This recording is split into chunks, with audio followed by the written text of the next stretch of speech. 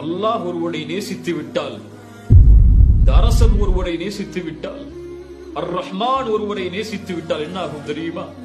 ரசூலுல்லாஹி ஸல்லல்லாஹு அலைஹி வஸல்லம் சொன்னார்கள், இதா ஹப்பல்லாஹுல் அப்த், அல்லாஹ் ரப்புல் ஆலமீன் ஒரு அடியானை நேசித்து விட்டால், நாதா ஜிப்ரீல், ஜிப்ரீலை அழைப்பான்.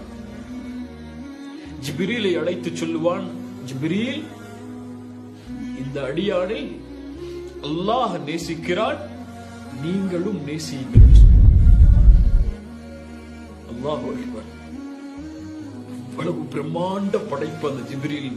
அவரை அழைத்து சொல்லுவான், ஜிப்ரீல், இந்த அடியானை அல்லாஹ் நேசிக்கிறான், நீங்களும் நேசியுங்கள் என்று.